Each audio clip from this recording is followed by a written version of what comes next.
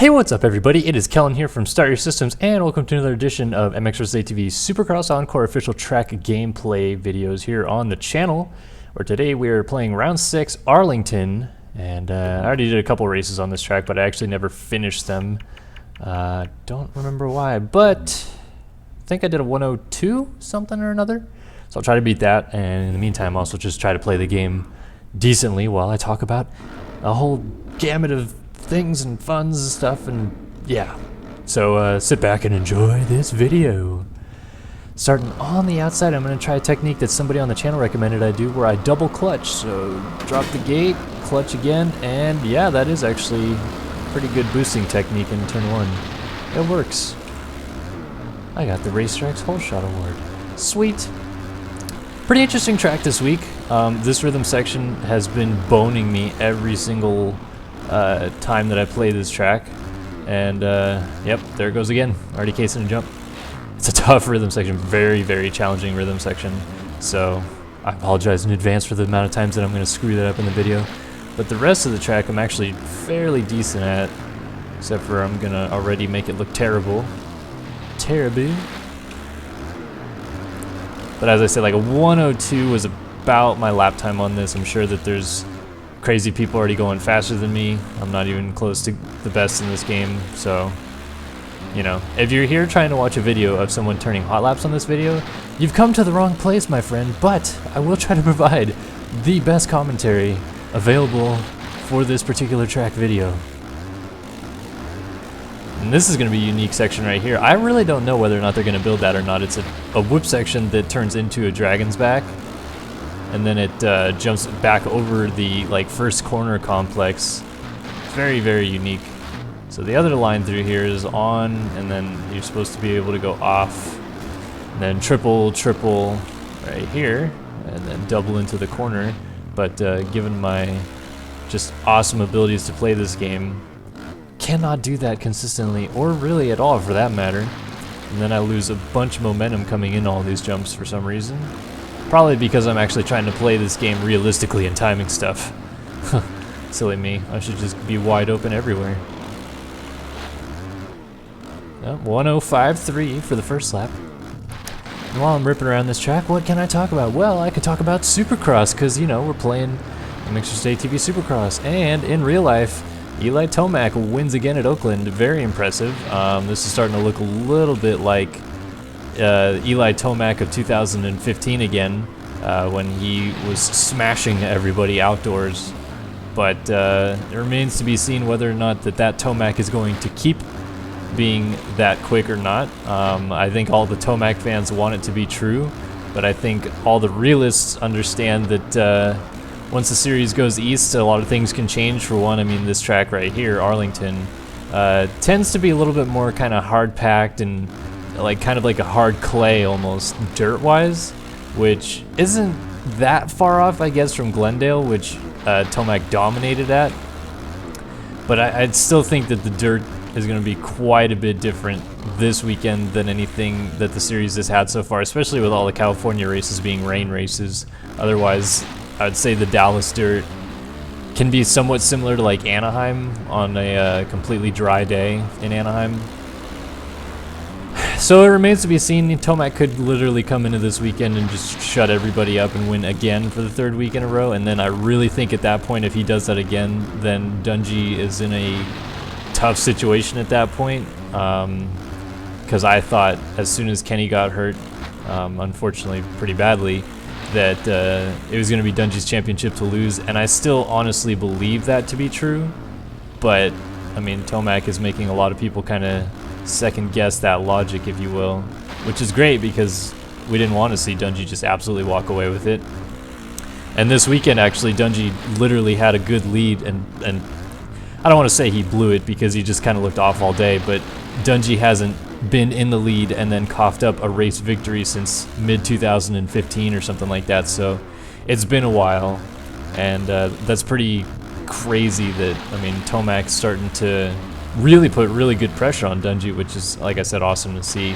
Behind that, there's not a whole lot to say about what's going on behind that. That's good that Webb was able to kind of turn things around, but I don't know how I really feel about him going east because, as he mentioned in the press conference, he's never raced East Coast before, always raced West Coast in his 250F career. So a lot of these stadiums, a lot of these tracks, he has no data on his bike, no testing, nothing really to expect going into it, which could be a deterrent, I think, to be honest. I mean, that could be something that takes him a little bit of a while to get used to. And like, I kind of remember Ryan Villopoto when he turned into the 450 class. East Coast, he was really kind of struggling, and it's because he raced 2 of his 3 250F Supercross seasons on the West Coast, and then the first year that he went East, if you remember, he battled Trey Kennard to the title that whole year and ultimately lost. So he wasn't really ever comfortable on the East Coast tracks going into it.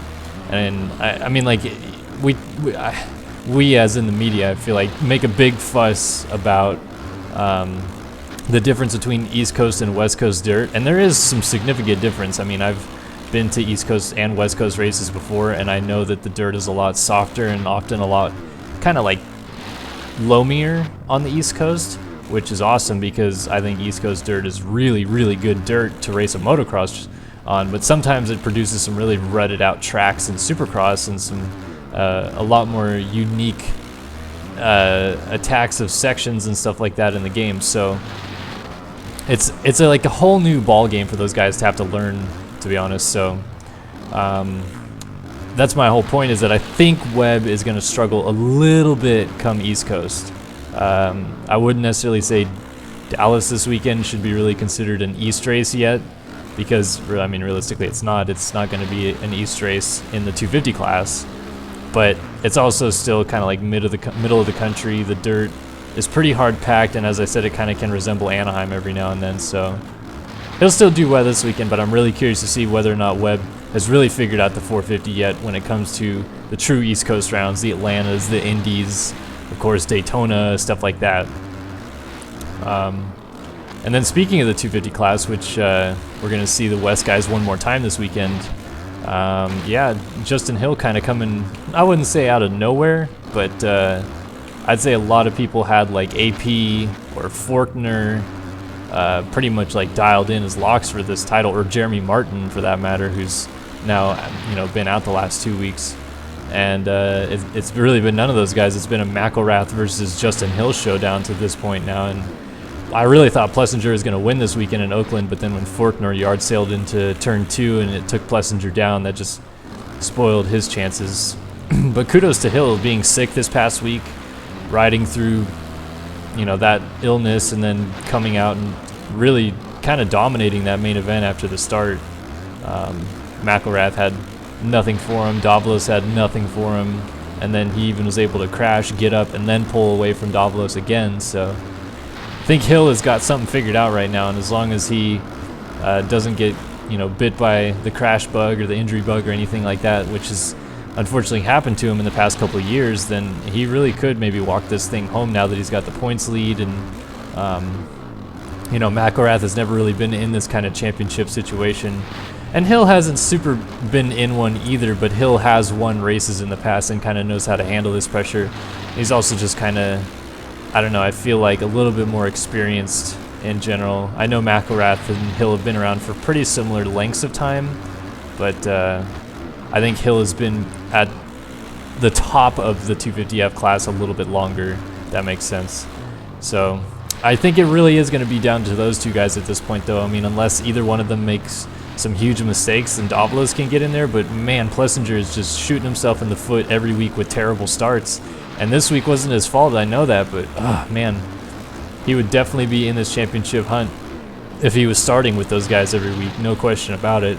And I'm sure he knows that, and if someone would tell him that, I'm sure he would just echo those sentiments. But yeah, I mean, you can't win that series with poor starts every week, and unfortunately that's just kind of the bug that's bitten him every single week that those guys have raced so far. So we'll see how it happens in Dallas this weekend. You know, every time they drop the gate, it seems like something's going to change in that class. But now it's been McElrath, and then 3 Hill wins in a row. And it's hard to believe that either one of those guys is going to lose the championship now with only like 3 rounds left to go in that series. And after this weekend, they'll have the big break. and that'll be a whole thing. But I don't know, we'll see. My honest opinion of it is that Hill should and could win this title at this point, but man, that 250 class is wide open and a complete crapshoot, and we've seen things change just like that. So until we're into the break after this weekend, I don't really want to like make any bold predictions about anything. And then next week, once we get to Minneapolis, I'll of course make my predictions about the 250 East Championship, which certainly will be quite a bit of fun. That's my whole synopsis of what's going on in Supercross these days. I hope you guys enjoyed that little segment of journey through Supercross with the one and only Kellen. I'm going to wrap up the 10-lap race that I'm doing on this track here by running into the back of Weston Pike and still clearing that Supercross triple. If you guys like this video, please go ahead, bung it a like, hit us with your comments, questions, or concerns if you have any, and subscribe to the channel if you haven't already. And Kellen here on Starter Systems. We appreciate you guys watching another video on our channel, and we will see you guys in the next one.